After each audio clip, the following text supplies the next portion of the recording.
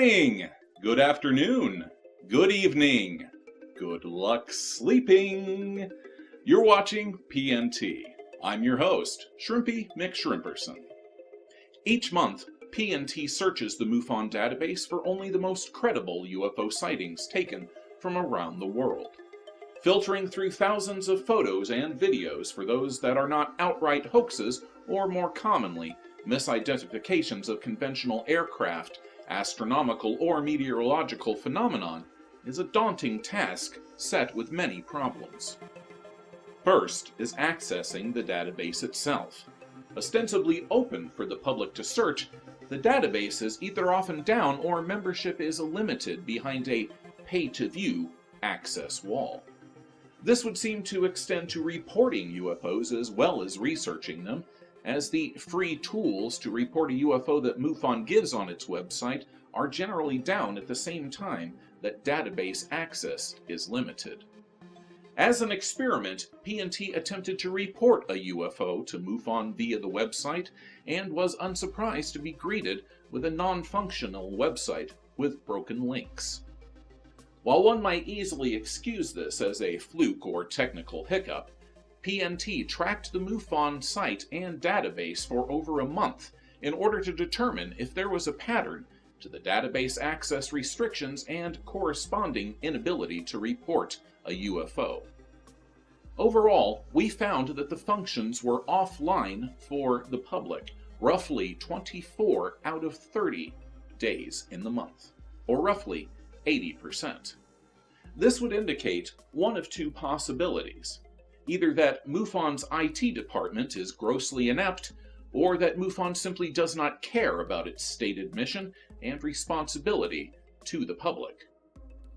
It does seem, however, to care about selling you merchandise, because during that same month, PNT was unsurprised to find that all of the links to the online store were perfectly functional, along with the donate links. PNT has also noticed in sorting through the reports over the months that witnesses often attempt to recontact MUFON through the database, seeking desperately for someone to investigate their submitted case. Investigators at MUFON, it would seem, are as scarce as access to its reports. This state of affairs leads us to a natural question.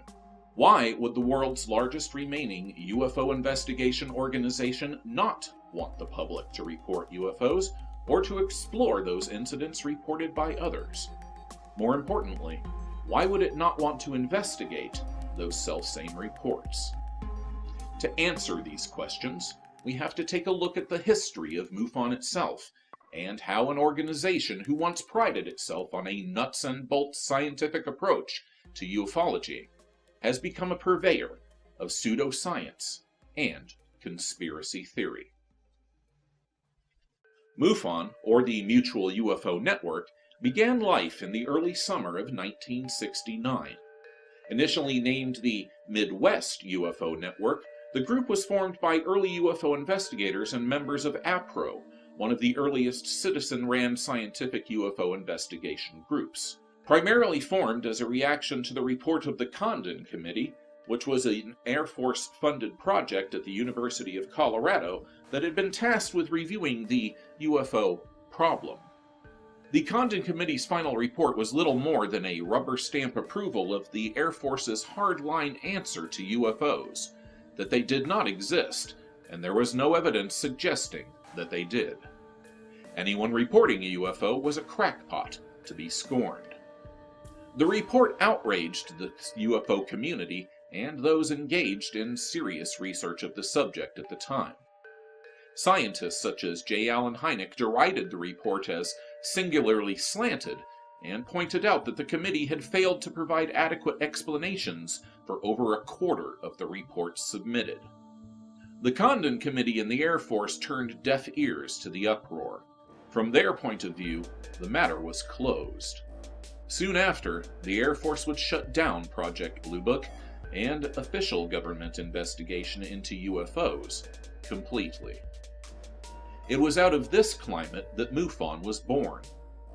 Walter Andrus, Alan Utke, John Schuessler, Richard Hoffman, and other founding members appointed Utke the first of MUFON's international directors. Utke holds the position until the following year, 1970, when MUFON holds its first UFO symposium, an annual gathering of notable speakers in the field who present lectures on various aspects of the phenomenon. The symposium is a success, with notables such as J. Allen Hynek attending and speaking publicly in favor of civilian investigation into UFOs. With Alan Utke's resignation of that year, Walter Andrus becomes the director of MUFON. It is under his leadership that MUFON is to prosper for the next 30 years. By 1973, Andrus's vision and leadership had begun to bear fruit. Membership in MUFON expands nearly as fast as the organization itself, with chapters springing up in nearly every state in the U.S. As a result of this growth, the Midwest UFO Network changes its name to become the Mutual UFO Network. Interest in and sightings of UFOs seem to be at an all-time high. The following year, Andrus recommends partnering with Hynek's Center for UFO Studies. CUFOS would act as the research center and data clearinghouse, while MUFON, with its network of organized field investigators, would provide the perfect information gatherers. Hynek apparently saw the benefits, for the two organizations began to work as one. From 1974 through the early 1980s, civilian investigation groups such as MUFON flourish as the U.S. Air Force publicly withdraws from the UFO scene. As a result of this explosive growth, at the 1982 MUFON Symposium in Toronto, Canada, representatives from the various groups form a steering committee with the goal of developing a unified structure, goals, and investigative standards. Longtime MUFON member John Schuessler is elected to head this new committee. At the 1983 symposium in Pasadena, the steering committee solidifies and becomes the North American UFO Federation, or NOFOF, and Dr. Richard Haynes is selected as the director. The organization and its noble goals were short-lived and plagued by the most prosaic of problems, however, and due to a lack of financial support, NOFOF dissolved in 1985. For the next 8 years, MUFON simply does its best to cope with the explosion of UFO sightings and alleged abduction phenomenon that swept the country from coast to coast after and during the release of Whitley Strieber's Communion. UFOs were in the public consciousness again, this time to stay. In 1994, with the Cold War officially over, Richard Haynes realizes the potential benefits of international cooperation and taps U.S. and Russian ufologists to form the joint USA-CIS Aerial Anomaly Federation after meeting at the Texas Symposium. It is at this point that Robert Bigelow, a millionaire and aerospace contractor, becomes interested in MUFON.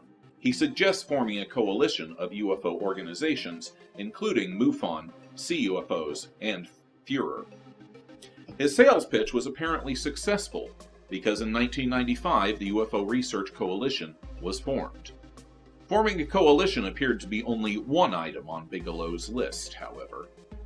Throughout the 1990s, John Carpenter, MUFON's chief investigator of UFO abductees and a hypnotherapist, conducted hundreds of regressive hypnosis sessions with alleged abductees, accumulating files with the details of their experiences with the phenomenon.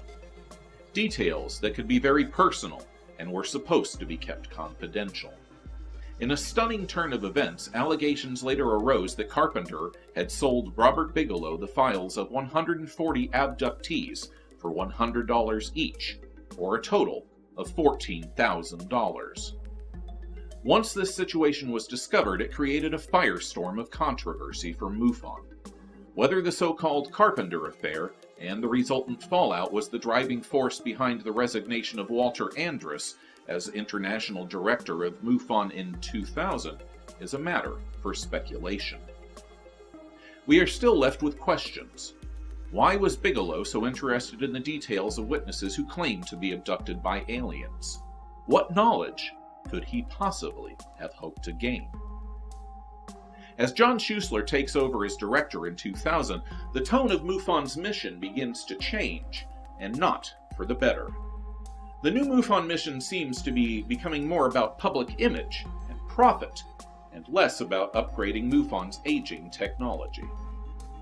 In 2004, in conjunction with the History Channel, MUFON begins production of Hangar 1 UFO Files, tapping MUFON's Alabama and Mississippi State Director Richard Hoffman to help produce the show.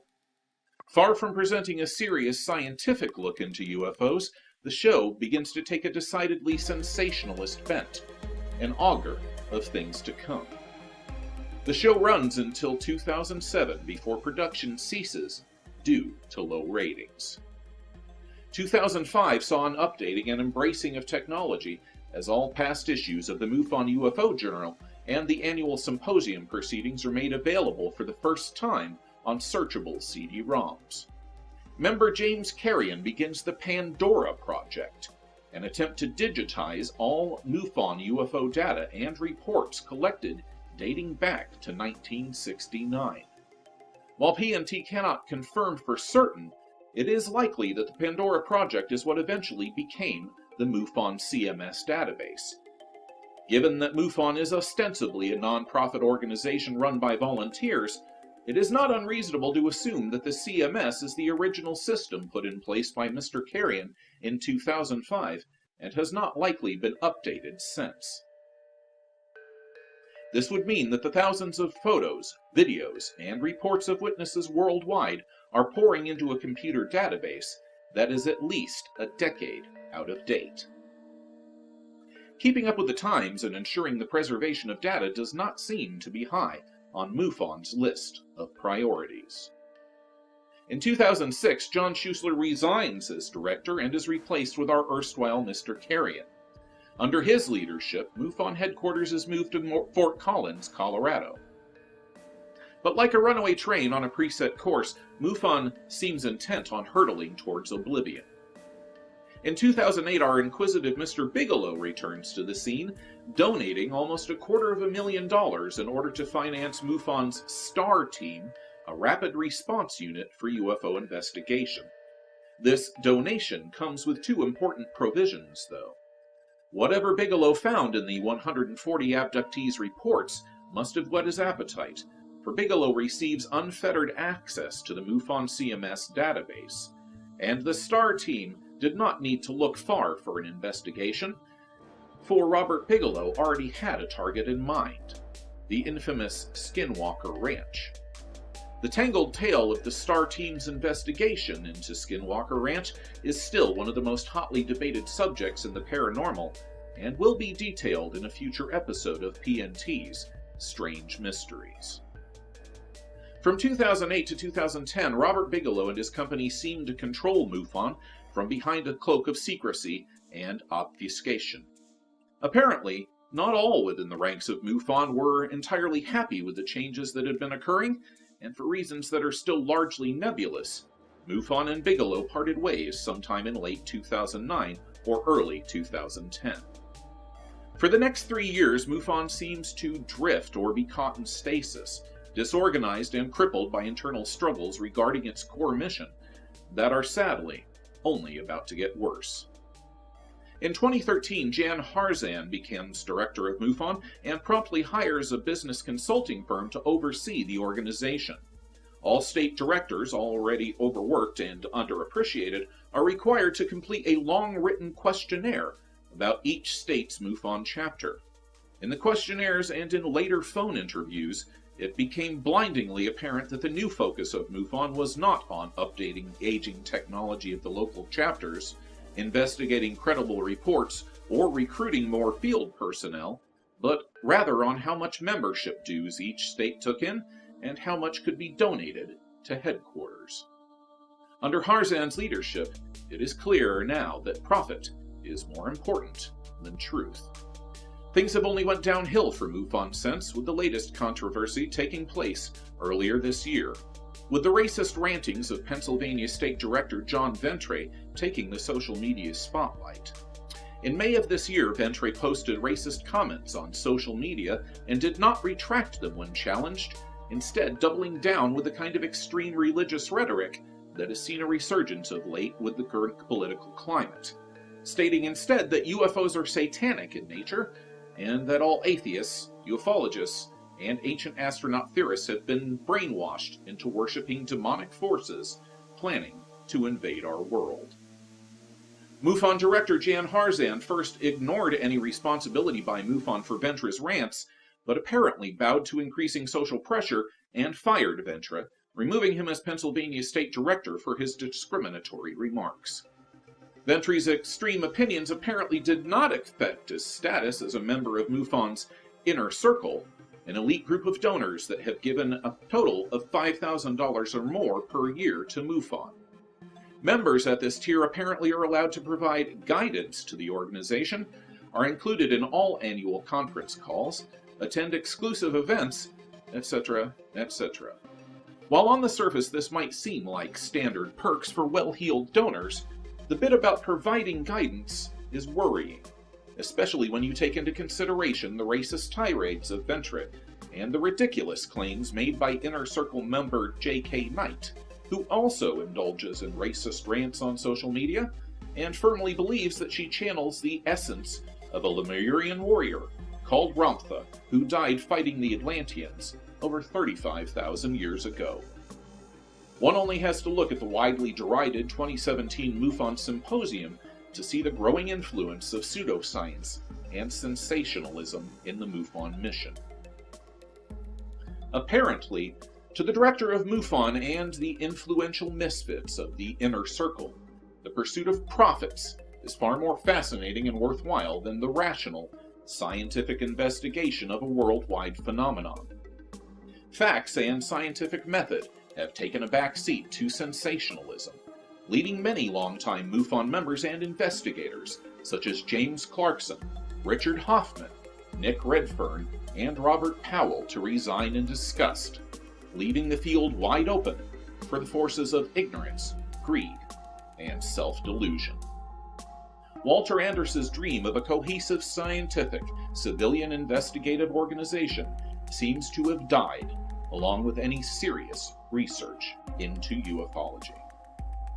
With the proliferation of hoaxed material and lack of rational investigation pervading the subject, PNT remains firm in its commitment to serious, rational, but open-minded investigation. We will continue to sort through the CMS database when it is accessible in order to bring you, our faithful viewers, the best reports for examination. Together, we can explore the various possibilities and perhaps succeed where others have not.